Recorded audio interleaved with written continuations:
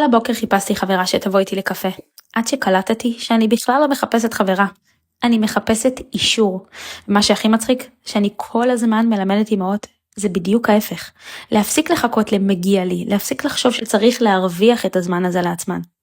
בזמן האחרון אני מאוד עסוקה ברוך השם. לקוחות, סדנאות, בית, ילדים, ובלי לשים לב, נכנסתי שוב ללופ הזה. עבודה, בית. רציתי לצאת רגע לקפה באמצע היום, סתם ככה, רק בשבילי. אבל אם אני יוצאת עם חברה, זה מרגיש מוצדק. אם אני יוצאת לבד, פתאום עולה הקול הזה, בשביל מה? ואז הבנתי, אני לא צריכה שום סיבה טובה כדי לבחור בעצמי. אז קמתי והלכתי, הזמנתי את הקפה שאני אוהבת, ישבתי בשמש, פתחתי את היומן וכתבתי. לא כי היה לי זמן פנוי, כי בחרתי לפנות לעצמי זמן ומקום. ומשם הלכתי לאסוף את הילדים, לא מרוקנת, לא על עדים, מלאה. ונזכרתי שזו בדיוק הסיבה שרציתי את החיים שאני בונה לעצמי.